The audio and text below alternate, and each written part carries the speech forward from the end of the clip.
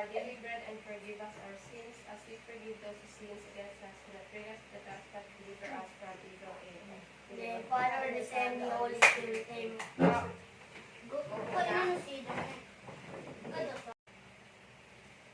Okay, class, I have here a set of pictures. Now, I am going to give you red and green cards.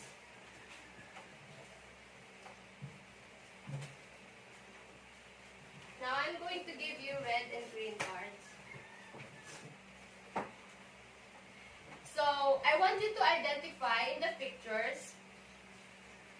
Raise the green card if the food in the picture is safe to eat and if it is edible to eat.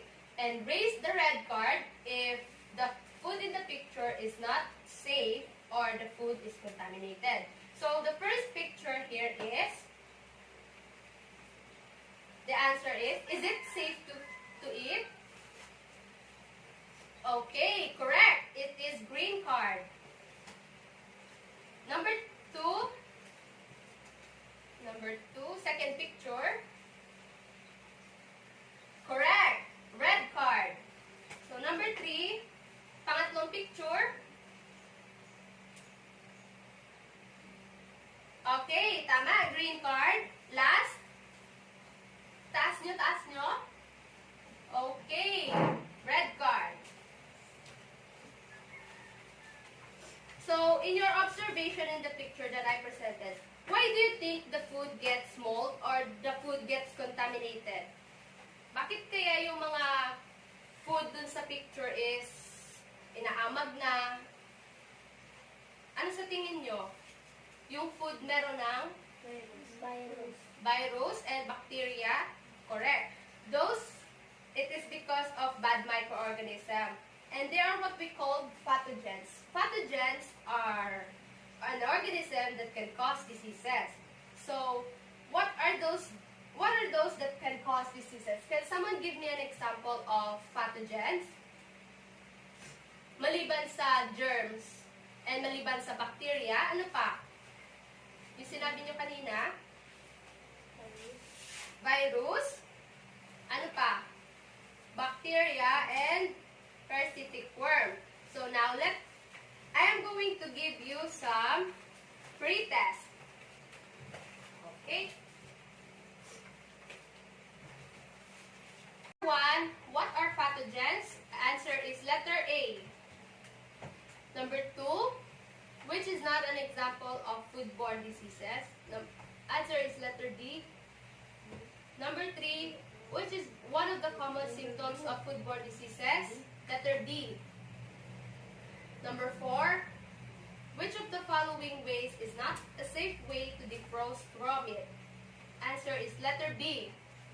On the counter. Number 5, the majority of food-borne diseases are a result of which of the following? Answer is letter A, an improper handling of food by the consumer. Okay, what is the highest score? 4. Okay, may naka-4. Tatlong naka-4, very good. And the rest is 3 and 3. So, lowest is 3. Okay na yun. So, as you can observe in our pretest, it's all about food-borne diseases. So, our lesson for today, it is about food-borne diseases and how it affects our health. And you are able to know the different types of food-borne diseases and how to properly handle food to prevent food contamination. So, what will happen if those bacteria or microorganism gets into the food that you eat? So, ano mangyayari pag yung bacteria ando sa pagkain na kinain mo or sa tubig na ininom mo? Yes, sasakit ang tiyan. Tama? Tama dyan, James? Oo, tama. Magsusuka. Vomiting. Ano pa? Okay. Tama na yon. Tama yung, kasi yun yung most common na symptoms ng foodborne diseases, yung pagsasakit ng tiyan and ang pagsusuka. You will get stomach ache. Those are the effects of if we don't know the proper handling of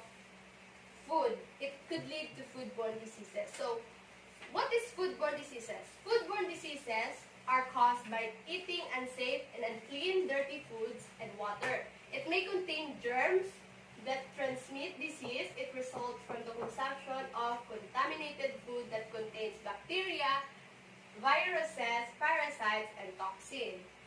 So, okay, now number 2 types is typhoid fever. It is a bacterial infection that can spread throughout the body, affecting many organs, can lead to a high fever, diarrhea, and vomiting caused by salmonella, which is related by the bacteria that can cause salmonella food poisoning.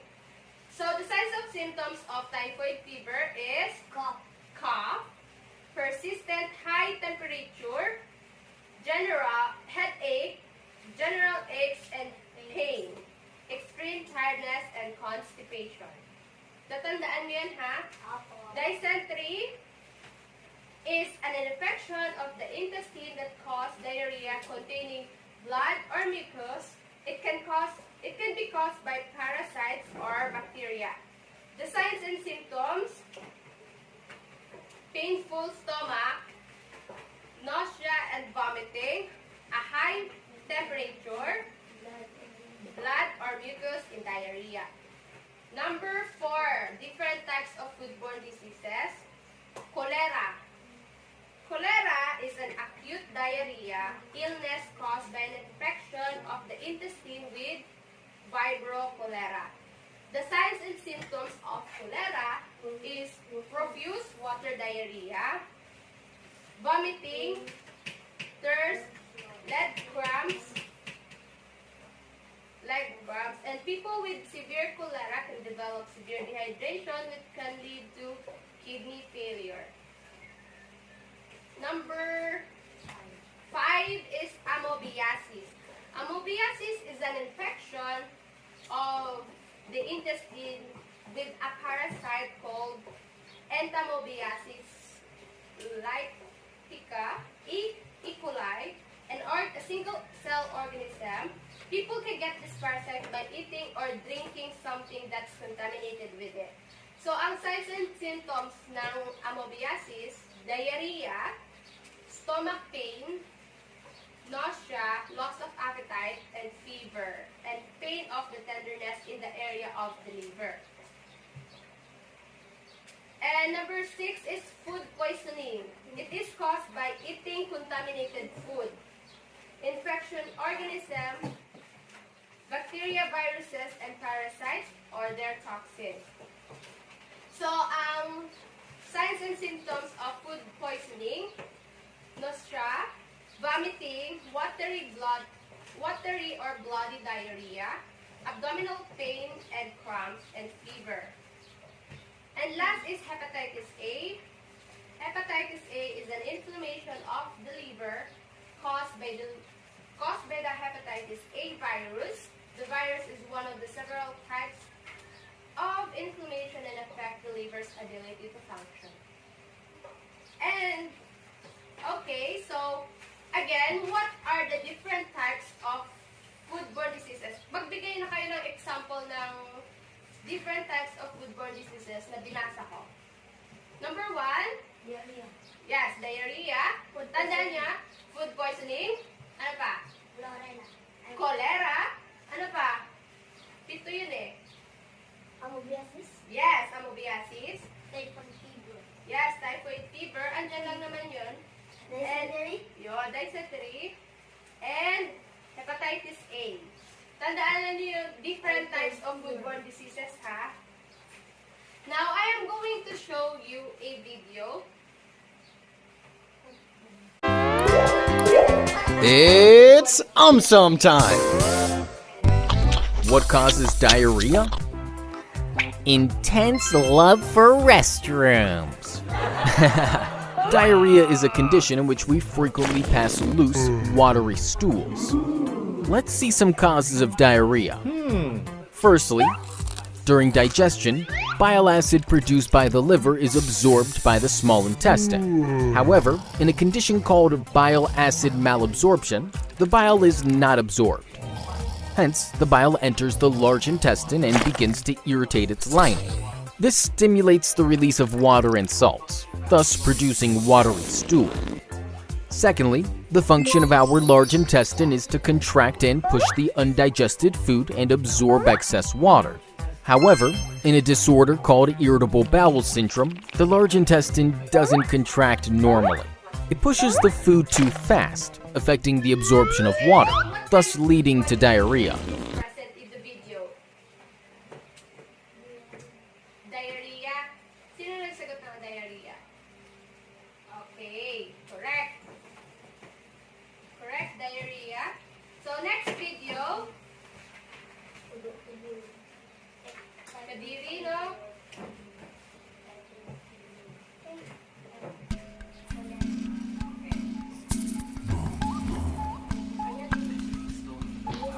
This is the story of how cholera changed my village. Tiny germs of cholera, too small to see, spread through the river. So small, yet so dangerous. Without realizing, women carried cholera home in the water. Flies carried cholera on their feet. Unwashed hands spread it too.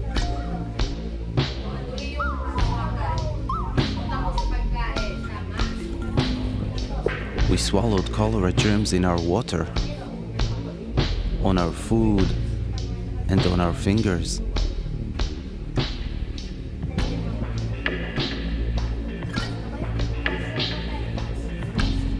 It happened so fast. By morning, my father was very sick. He had diarrhea that looked like gray water and poured out of him. I was so scared. I went for help.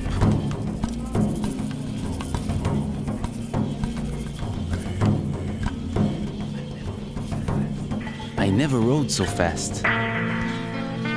One look at my father and the nurse knew it was cholera.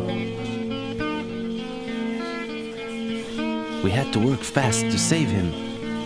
We made a special drink to help him. First, we made the water safe. We filtered it through cloth and boiled it for 1 minute. Then we mixed half a teaspoon of salt and 6 teaspoons of sugar in 1 liter of this safe water. It tasted like tears, not too salty. I worried my father would die before my eyes, but he soon felt a little stronger. The nurse explained to me that not everyone who swallows cholera germs gets sick like my father, but they can still spread the disease. Now I needed to take safe water to my village and teach them how to protect themselves from cholera. I saw a girl carrying water. I told her she could make the water safe by adding chlorine drops and waiting half an hour.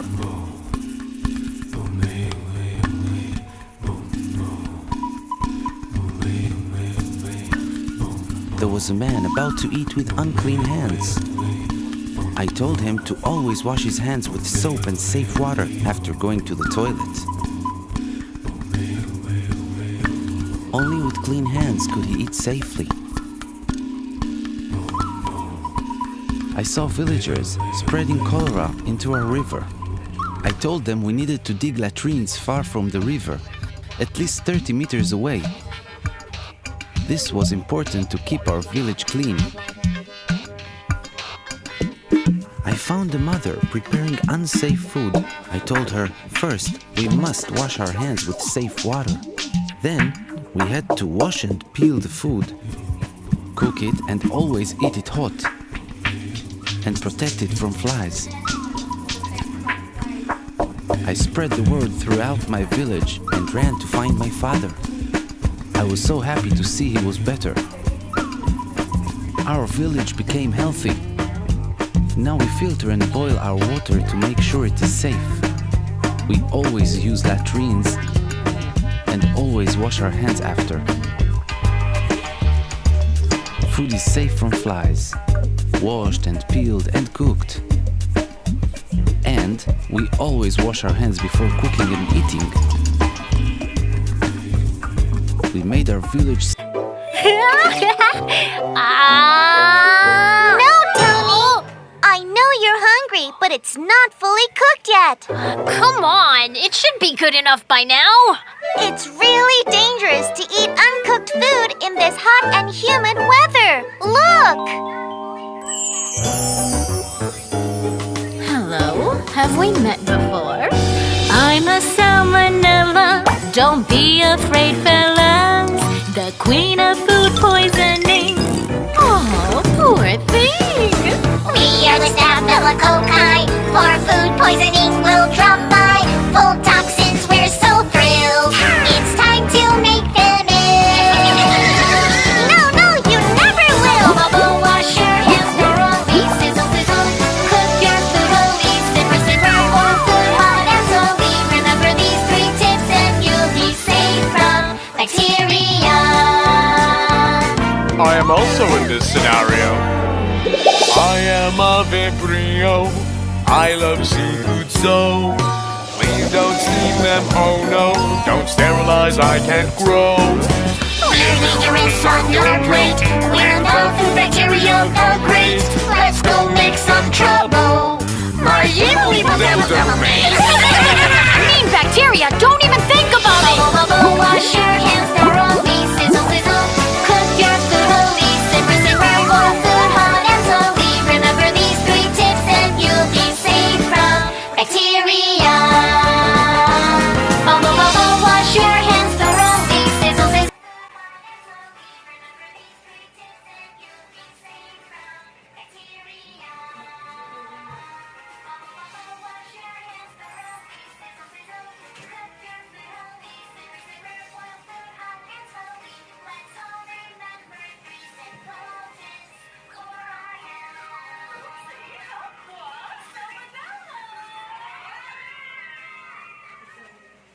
So the third video, what kind of food-borne diseases is present in the video? What kind of food-borne diseases? Ano? Ito sa third video, what Food kind? poisoning. Yun, very good. Food poisoning. Okay. Last, ito pa. I want you to identify what kind of food-borne diseases in this fourth video. Oh no, it's typhoid. Oh, hello friends. Good to see you all. But the bad news is, one of my patients is diagnosed with a disease called typhoid fever. But don't worry friends, I'll make sure to spread awareness about this illness so that no one can fall for it again. So, in today's episode, I'll explain to you the reason behind this condition and answer a very, very, very important question. What causes typhoid? Zoom in! Typhoid is a deadly bacterial infection caused by a bacteria called Salmonella typhi, mostly found in contaminated food, water and sewage. But it's not just your regular fever or viral infection. Typhoid could be very dangerous and can spread infection in your organs and can tear holes in your intestines. But the vital question is, how? You see, when someone naively consumes contaminated food or water, Salmonella typhi enters their body and makes the way to the stomach. Over there, in most cases, in a healthy person, the stomach acids will immediately react and kill the unwelcomed bacteria. Thus, the person won't fall sick. But when someone's stomach does not produce ample acids to kill these bacteria, the Salmonella makes the most of this opportunity and rushes to the small intestine, where they enter the cells lining the intestine. This activates a strong immune response, leading to inflammation of cells, which can create tiny holes in the intestines, causing intestinal contents to leak into your abdominal cavity, making the infected person extremely sick. Wait, it doesn't stop there. Then these cunning bacteria enter the lymphoid tissues, which are the part of the body's immune system that is important for the immune response and helps protect it from infection and foreign bodies. And after that, the Salmonella typhi quietly makes their way into the bloodstream and finally spreading to the other organs like liver, bone marrow, and even your heart and brain, leading to symptoms like headache, loss of appetite, body ache, and diarrhea. Diarrhea helps these bacteria to come out of its human host and spreads into the environment with poor sanitation, looking for new victims. But don't you worry, my friends, as typhoid can be treated with the help of modern and advanced medicines and vaccines. But even if you have been vaccinated, they are not entirely effective and lose effectiveness over time. So, it is essential to take precautions to protect ourselves from these evil bacteria. Just make sure to wash your hands with warm soapy water before you eat food and after using the toilet. Don't forget to boil or disinfect any water that will be used for drinking and avoid eating raw food from street vendors. It's more likely to be contaminated. Trivia! Okay, so in our fourth video, what kind of foodborne diseases? Typhoid fever. Ano? Typhoid fever. Yes, typhoid fever. Mostly, dun sa mga video na pinakita ko, nahalata nyo na lahat sila dapat, para makaiwas sa sakit, is naguhugas ng kamay. Oo, dahil mahalaga ang paghugas ng kamay para makaiwas sa bacteria. So, ito, sa last video, I'm going to show you the best practices to avoid food By millions of different microorganisms. Although most of these are harmless, some types can make us ill. Let's see how you can easily prevent foodborne illness in the home by catching up with different households. Ah, we've caught Emily unpacking the shopping for tonight's meal. Raw chicken is often contaminated with foodborne bacteria and must be packed separately from vegetables and other foods. No Campylobacter on my salad tonight, thank you very much. Now, let's talk about storage. Separate areas of the fridge should be used to store different foods. Raw chicken should always be placed on the bottom shelf of the fridge, away from vegetables to prevent cross-contamination. Eggs should always be stored in the fridge to prevent the growth of microbes. Before preparing and cooking food, it's essential to wash your hands. That's a nice amount of soap there, Maria. And yep, you guessed it, keep surfaces clean too. Cleaning hands and surfaces regularly helps reduce cross-contamination, keeping food safe. Good food safety also includes washing food. Washing fruit and vegetables helps remove any bacteria living on the surfaces. But don't wash the raw chicken, Thomas. It's easy to be distracted staring at your phone. You don't want to spread Campylobacter across the kitchen. After cleaning, the cooking can begin. And it looks like Lucas is busy in the kitchen. Using separate chopping boards and knives for raw meat and vegetables prevents cross-contamination. Something smells good in Katerina's household. Cooking food thoroughly kills bacteria like Campylobacter. Let's have a look here. No pink bits, clear juices, and optimum cooking temperature. Fork, please. It looks like Carmen has been cooking massive portions again. It's important to store Yes, after, kung may mga tirang pagkain, nilalagay sa Tupperware, tapos tinatago sa ref.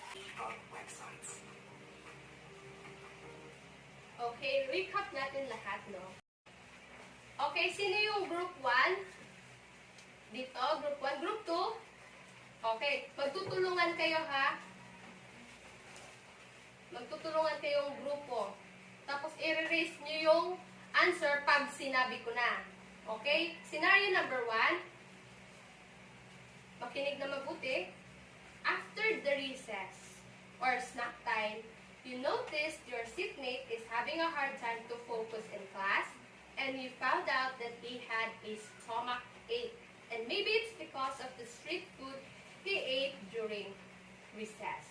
So, what is the food-borne diseases present in the scenario? Raise your answer now. Okay, correct. Diarrhea.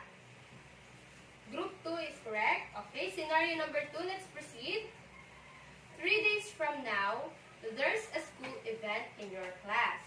You are a representative in spelling bee contest, but suddenly you had a high fever and your body aches. What could be the problem? So what kind of foodborne diseases present in the scenario? Okay, now raise your answer. Correct. Group 1, typhoid fever. Okay, in scenario number 3, there is an outbreak illness in your villages. And the symptoms of one of the victims that caught the illness is diarrhea, vomiting. So what could be the problem in your village? So what kind of foodborne diseases present in the scenario? Raise your answer. Anong answer nyo? Okay, correct. Group 2, cholera. Okay, last scenario. You and your friend like eating street food every after class. And suddenly your friend is absent because he was excused because he had been vomiting and had a severe stomach ache and diarrhea. What could be the problem? Raise your answer. Okay, tama. Parehas na tama. Food poisoning. Okay, so halos tayo lang, no? Parehas kayong may tama. Same score lang. So let us proceed with seat work. Let us proceed with seat work. I am going to give you the seat work.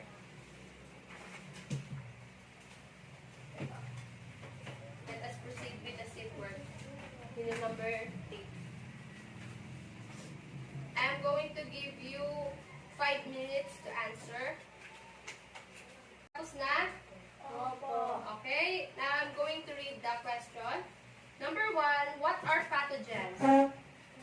Answer is letter A. Number 2, what is foodborne diseases? The answer in number 2 is letter B. Number 3, which is one of the most common symptoms of foodborne diseases? Letter A, vomiting. So, number 4, what is the best way to prevent foodborne diseases? Ano answer nyo? A, okay, correct. Letter A. So, what is the highest score? Nakakuha ng perfect? Pero sinong perfect? Si John James lang, 3 ka? Okay. 3, okay. 1 mistake lang, tapos ang perfect lang si John James. Very good.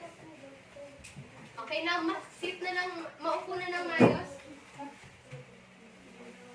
Now, I am going to read some situation, tapos sasabihin niyo kung anong idea nyo, ha?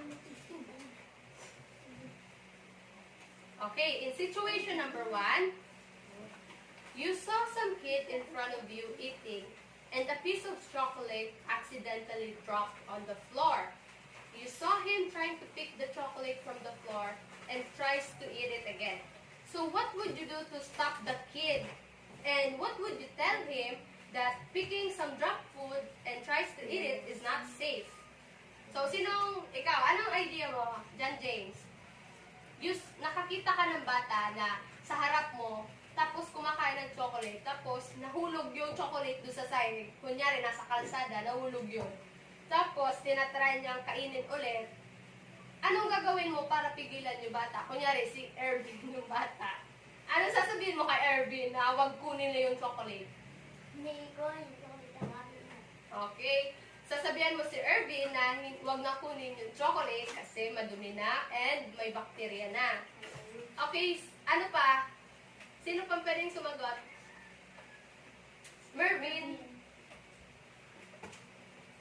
Yung nakakita ka ng bata na kumakain ng chocolate, tapos nahulog, tapos tinatry niya kainin ulit. Ano sasabihin mo doon sa bata para pigilan niyo? Parehas lang, no? Pipigilan mo tapos sasabihan mo na kasi marumi na yun. Okay, situation number 2 na tayo.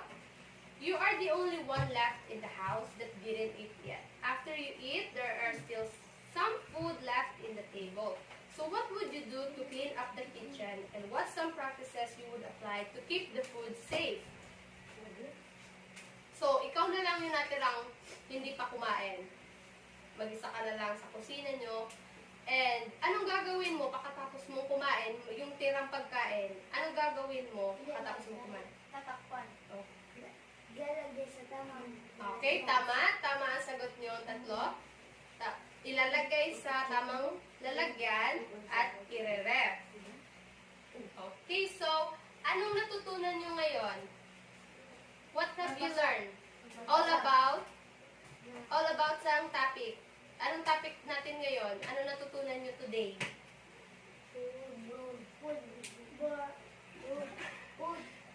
Ano? Mayroon ba? Food-borne diseases. Okay. So, what is food-borne diseases? Food-borne diseases are caused by eating unsafe and unclean food. So, alam niyo naman siguro ang food-borne diseases, no? Magbigay kayo ng different types of food-borne diseases. 7 yun, di ba? 7 yun. Diarrhea. Diarrhea. Ano yun? Pathogens yun. Typhoid fever. Ano pa? Dysentery. Cholera. Amoebiasis. Hepatitis A and Food poisoning. food poisoning. Very good. Now, I am going to give you last quiz. Last quiz na tayo, and I am going to give you 10 minutes to answer your quiz. Tapos na? Okay, now let us check. Number 1, pathogen is an organism that can cause diseases. Anong sagot? Check is true. Okay. Number 2, we can get foodborne diseases only on dirty food. Okay. Number 3, there are total of 3 types of foodborne diseases. X. False. Number 4, the food that is contaminated with bacteria, viruses, parasites, toxin is dangerous to our health and could lead to foodborne diseases. What is the answer? Yes, true. Check. Number 5, the food that dropped on the floor is still clean and is still safe to eat. The answer? X. Correct. False ang answer number 5. Number 6, vomiting and stomach ache is the most common symptoms of foodborne diseases. Anong sagot? True. Okay, check. Number 7, foodborne diseases are a result of ingestion of food stuff infected with microorganisms. Oh. Number 7, check. True. Number 8, foodborne diseases is not a threat in our health. Anong sagot? Wrong. Okay, it is false. Number 9, practicing personal hygiene, proper way of cooking, and cleaning the house is enough to fight foodborne diseases. The answer is okay, true. Tama. Number 10, long rest and sleeping well can relieve diarrhea. Anong X. Okay. Wow. So, tapos na tayo, and last na lang is I am going to give you an assignment. Okay? Sa last part na lang is assignment. I am going to read the direction. Documentation of recorded short video about how to prevent foodborne diseases in your household. Now, you are going to list down do's and don'ts that is presented in your video that shows how to prevent foodborne diseases. So, after you copy, please clean your desk and arrange your chair properly, and now let us pray. So, now please stand, class, and let us pray. Ilagay niyo na dyan. Maayos na yung desk. Okay, now let us